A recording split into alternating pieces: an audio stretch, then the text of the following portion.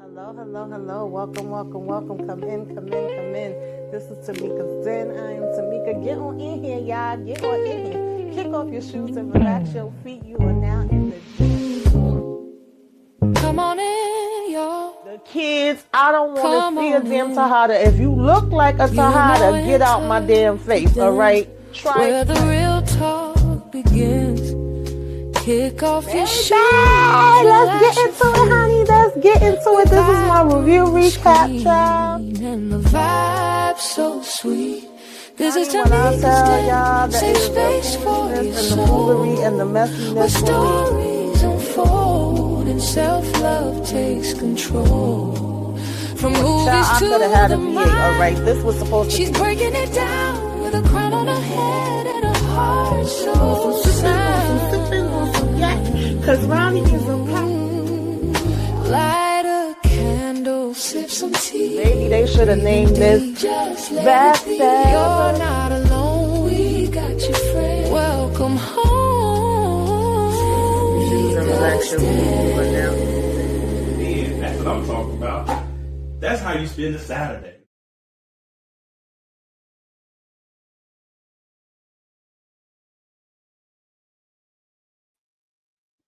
Hello, hello, hello. Welcome, welcome, welcome. Come in, come in, come in. This is Tamika's Den. I am Tamika. Get on in here, y'all. Get on in here. Kick off your shoes and relax your feet. You are now in the den. And I am now talking about Scarpetta. Some of my overall thoughts. I did get to watch it. Okay. Scarpetta was a, crime thriller drama that is based off of it was developed by Liz Samoff. I hope I'm pronouncing her name right. And it was a book series of the same name by Patricia Conwell. All right. And of course, it's starring Nicole Kidman as Kay Scarpetta. We got Jamie Lee Curtis in the building. We got Bobby Carnival, and we got Simon Baker, who I loved on The Mentalist, and Arena DeBose. So this is definitely an all-star cast. When I first saw the trailer, I was like, I'll see what they're talking about over there. I didn't know if this Kay Scarpetta was supposed to be a good character, bad character, mysterious character, a little bit of both, all of the above, or what, because I am not a book reader. And I know a lot of the book readers definitely had a lot to say about the choices and the changes and the things that they did with this that they were not too happy about. I want to say that the critics gave it like 59%. I'm not a person that really goes by the critics. I just feel like we all like different things. Art is up to interpretation. And I'm more so listen to the streets, listen to what the people are saying, as well as just give my own intake as somebody that also, does do reviews on shows, right? But I feel like watching it by itself without knowing anything about the books, I was fine with it. But I do understand some of the critiques and some of the things that people have said about it, especially people that were really wanting them to turn this into a book or a movie. I'm sorry, a TV show or a movie for a long time, and then you finally get it and you like, this ain't it, okay? Some of the changes, I'm not going to go too deep because I did talk about this on my What You Should Be Watching as well. But, let's just say, for instance, you didn't have Pete married to Dorothy, which is Kay's oldest sister, right?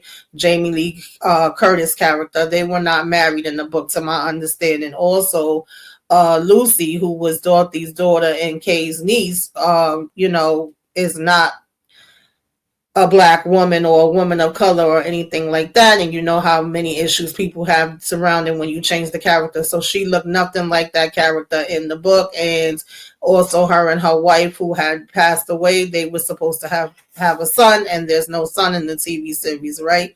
And so I believe that their dad also died in a different way in the book. That's the things that I remember off the top of my head, but I'm not going to really focus on that because, again, I'm not a book reader. So we do have Dr. Kay Scarpetta, the chief medical examiner of the Commonwealth of Virginia. We have, Dorothy, again, Scarpetta, who's the oldest sister and also a children's book author. We have Bobby Conwell that played Pete Moreno, the former detective, right? And also Dorothy's husband.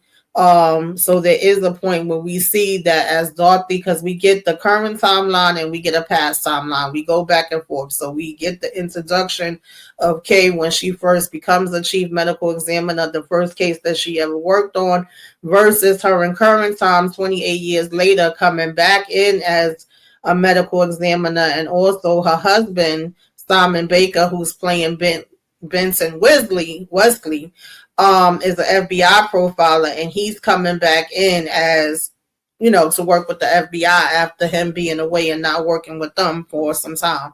And so we're seeing how Kay and Pete and Benson actually all met and how they started working this first case together. And so there's that dynamic. There's also the dynamic of, her holding her niece down, right? Most times she's the one that has Lucy. We kind of get Dorothy as this eccentric person that's, on the go. She doing her own daggone thing. She out here in the freaking streets. And Kay is holding her down and having to ask for a babysitter so that she could go ahead to work when, sis want to be out here in the daggone streets. There's things like her getting married and calling over the damn phone to be like, hey, I'm married. And, her saying, what kind of mom are you? That's not the way that you should be telling her that you getting married to somebody else. And how many people are you going to get married to? And I can just say that Jamie Lee Curtis was absolutely acting her daggone behind off. Okay, the arguments and fights they was having was hilarious to me. But it was also very much where I understood the frustration, because I probably would have been cursing my sister out too. And you also have the dynamic of Dorothy, who was played by Jamie Lee Curtis, pretty much coming off jealous, one, with the relationship she has with her daughter, and two, with the relationship that she has with Pete from them working these cases together in the past. So him now no longer being on the force, but helping her as like a private investigator aspect, right? And her saying, oh, she don't need your help. You retired. Why are you going back out there to work with her? So you see in that conflict in real time. You also have the conflict of Lucy's wife, who's no longer here. Us seeing her at the graveyard then versus us seeing her actually have a whole AI, made up image of her wife where literally is holding conversations with her and talking to her. And her mom, which this was one thing that I did agree with Dorothy with, saying, no, she can't sit here. How can she grieve properly and be able to move along with her life if she's still having whole conversations with the wife? And so, that's the conflict. In terms of the case, you have the past case where they can't seem to identify how the person is targeting the victims, what they have in common. We can't find any connection in how he's choosing them, right? And then us finally finding that connection because of the fact that Scarpetta feels like there's a lot of people in this office that's against her. There's a lot of people that's doing different little flaky shit. We don't know who we could trust and who we can't trust. We have another, man, of course, one of the other chief police that seems like he's against her. You have a new person that comes in named Maggie that's supposed to be her assistant, but it's like, is Maggie really down with her? Not. We have the aspect of what a woman's job is and how a woman can handle her job in the early 90s versus now in current time, and how times have changed. All those different elements play a part at one time or another, right? You also have a strain on Kay's relationship with her husband, because certain things he can't discuss with her when it pertaining to the cases now versus them working together and telling each other everything in the past cases, right? When as soon as he gets inducted back into the FBI and, sworn in or whatever, next thing they telling him is, well, you can't talk to your wife about nothing. And they're like, excuse me, he's like, excuse me, you're expecting me to keep a secret from my wife, who's literally the chief medical examiner, who, by the way, later in the current timeline, when these astronauts have a damn crash, they end up having to call her in anyway. And that's when she finds out, and it's kind of in her feelings about him not telling her about, the case and how it was connected. But I also felt like she should have been able to understand that because of the positions that they worked in. So of course you got the conflict of interest, you got them feeling like, well, damn, because this looks like it could possibly be a copycat, or it looks like it could be a situation where they may not have had the right person that they put away all those years ago, because these cases are so similar now 28 years later to those first cases that she worked on, right? And we're like, no, that's impossible. We know we got the right person. This has to be somebody else. And then you also have the aspect of them going after one of the victims, like her husband. They really thought that it was him that had been doing things, and he just so happens to be connected to one of the victims that, you know, I think it was a jogger that had been taken out 28 years later. So it's like, could we have possibly been right about him all along, right? And so you have the aspect of her niece, who's like a big tech genius, right? That's literally been working with computers since she was young. Again, done, you know, got this AI wife that talks to her on a regular basis, and they're actually even asking her to help out in some of the cases. So that's where the conflict of Dorothy and Kay come into play as well. And one of the times that she's feeling like they're all kind of piling up against her, or her job may be in jeopardy, she gets called into the chief office. She's able to kind of save her job, right, on a mistake that she made, and the fact that somebody has been tapping into the computers there in the office, like hacking in, right?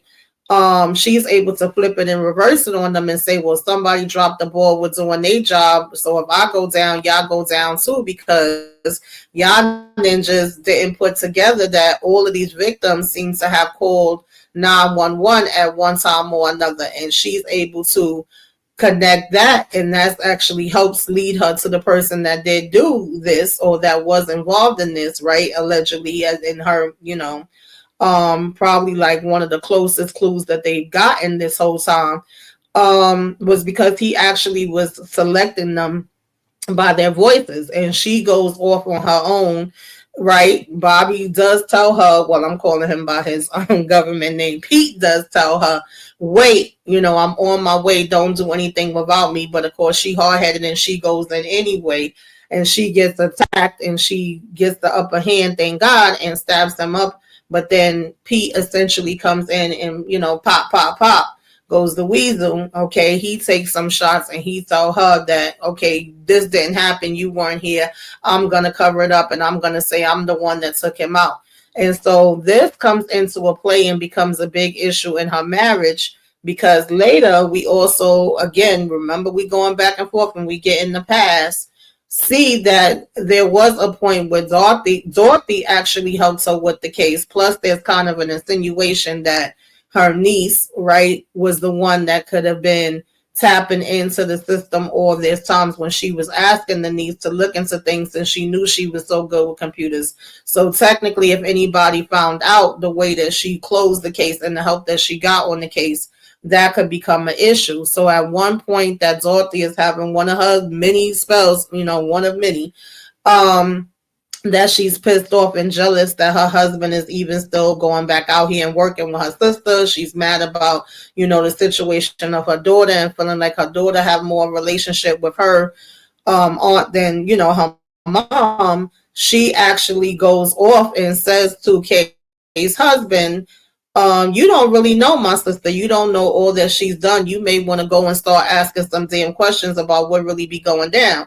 And he like, what the hell are you talking about? Okay, what the hell? What the hell? He like, no, I know my wife, and I've been married to my wife for this amount of time. You can't tell me nothing about my wife. And she like, oh, really? Well, then you won't mind going and asking her what she been keeping from you. And when she does, he essentially, you know, when he does ask, she essentially kind of is like one of those situations where she taking it with her to the grave. And this is where I kind of was like, okay, girl, make it make sense, because you're mad at him for him not being able to tell you about what he was doing with his job. But now you're purposely, even though in her eyes, she's protecting herself and also him, because they all worked on this case, and it's something that could come back to blow up in their face. So she's like, nah, I'm taking that with me to the grave. But I would think, since you literally held this secret for 28 years, that would make you even more understanding to why he couldn't tell you what was going on.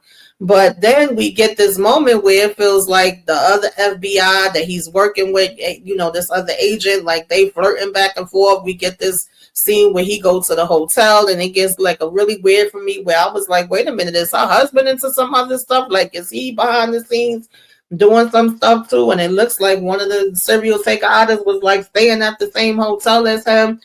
And all of a sudden, he just wanted a divorce, and I felt like that was just too quick, too easy. I'm guessing that he was already thinking about it and leaning that way because it just didn't seem like just because she, you feel like she's lying about something pertaining to the job that will automatically make you be like, I want a divorce. And as that happens, right, because another big argument was the whole Lucy is still talking to her dead wife thing. And not only is she talking to her, but is a full AI simulated, version of her that's also interacting and talking back, right? And you have this moment where Dorothy even goes in there and is talking with this AI.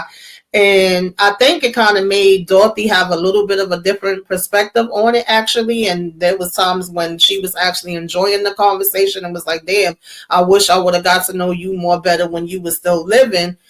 Versus her telling Kay, like, you just been spoiling her and giving her way all this time, and you always want to come off as the good guy. You know this is not healthy for her to be staying here talking to this AI wife of hers. So then Kay finally does come to Lucy and is like, maybe you need to go ahead and step out and, get your own place and do your own thing and not be up underneath me no more.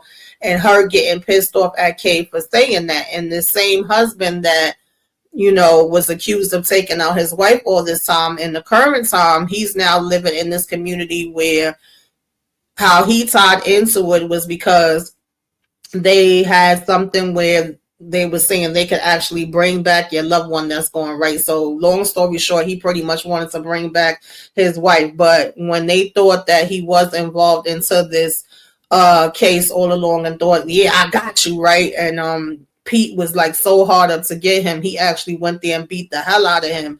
And Lucy and one of the other cops had to stop him from beating him to a damn pulp. That's when he's mentioning being able to bring his wife back, and Pete went off on him like, when you dead, you dead. That's it. There's no bringing them back. And that was kind of a connection for Lucy because to a certain degree, that's what she's doing with pertaining to her wife. So he was like, when you gone, like, that's it. But he was saying to her, like, I'm not talking about you. I don't mean that with you. I was just saying that to him. And she's like, no, you mean that overall. But I feel like by Kay putting her out, so to speak, or telling her you need to go ahead and live your own life, that was then leading Lucy to go and decide to kind of get in with him. And potentially, I'm thinking in season 2, we probably will see her towards leaning on possibly bringing her wife back in real time. I don't know how the hell we gonna do that, but that's what that was looking at, right? And eventually we end up finding out that in current time, because he decides to bring his ass over here to the DMK house, the cop that she first met, that she was telling, like, you got to make sure nothing gets contaminated and you don't let everybody on the scene, he done popped up to her damn house and trying to take her out. I guess he thought she was on to him.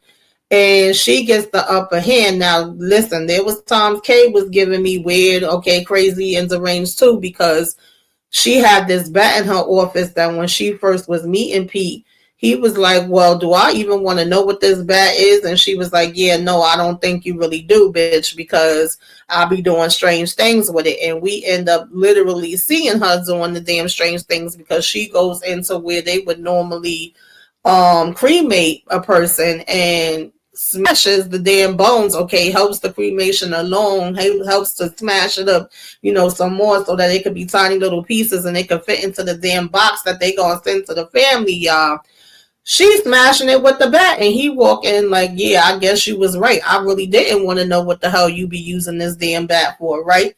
So the same way she beat them damn bones is the way she was beating in homeboy freaking head. So it gets to the point that when she's finished, now granted, she was defending herself, right? I'm assuming they could say it was stand your ground, like he came in her house. However, karma, he was already down, and she just was going and going and going and going and going and going. It was like, girl, he's done, okay? So I don't know who it is that shows up at the house, but somebody does show up at the house, and I would assume that it's either Dorothy, Pete, possibly what's his name, Benton, but her husband, but I doubt that because I think he pretty much was busy getting it on with the FBI, and I'm feeling like Lucy was pretty much over there with, old boy, the husband that had been accused of taking out his wife, that's now, relaxed, relate, released, allegedly living in peace and doing yoga and just worried about bringing his wife back to life, that she was with him. So it was either one of them or it was Maggie, who was her assistant that had worked through the years, that at one point she was feeling like, well, Maggie, girl, are you with me? Are you against me? Okay, girl, because you've been playing damn games and you are out here, acting like you down with the woman 1 minute, but they're acting like you down with the men. And at the end of the day, you should be down with the truth. And Maggie at one point was trying to call her to give her new information that she had, and was calling and not getting an answer and putting some paperwork in an envelope. So I'm assuming there's a possibility that it could have been her as well. That's like, okay, well, I'm not getting no answer, so let me go over here in person. And now we got homeboy with his head beat to a damn poke in your damn float, girl. So I think there's a possibility that she may be being investigated and on trial as we go into season 2. I'm curious to see how they're gonna play all of that out. So yeah, for me, I enjoyed it overall. I'm looking forward to season 2. I would say, it was fine with me. If I had to give it a rating, I think I would give it like maybe a 7. It wasn't the best, it wasn't the worst. It did keep me intrigued, and I'm looking forward to seeing what she gonna be bringing in season 2. Now, nothing against Nicole Kidman, because like I said, I rock with her. I've seen plenty of stuff with her in it, but I wasn't mad at the people either that was like, hey, this was perfect for Jodie Foster, and Jodie Foster could have played this role. I do agree with that as well. I could have definitely seen her in that spot. I love me some Jodie Foster, but other than that, I don't really have too many critiques on it, you guys. Besides that, I thought the husband just really all of a sudden wanting the divorce was kind of random to me and was quick, fast, and in a hurry. And it was like it had to be more going on, and you already wanted it, because I can't just see you all of a sudden want a divorce just based off of her sister being like, oh yeah, go ask her, and you think you know your wife. Meanwhile, she's still cozy with her damn husband. So there's that. But outside of that, I thought it was okay. I was fine with it. You guys tell me, did you watch it? Did you like it? Did you read the book? Do you have any critiques on it? Put it in the comments. Let me know. Are you looking forward to season 2? And yeah, make sure that you like, comment, share. Okay, subscribe. If you so inclined, tell a friend to tell a friend to tell a friend to come all through. I need I think maybe 20 more people to get me to 3,000. That is the goal. And I will see y'all on the next one, y'all. Toodaloo. Welcome. Come in. This is Tamika's Den. I'm Tamika. Get on in here, y'all. Get on in here. Kick off your shoes and relax your feet. You are now in the Den.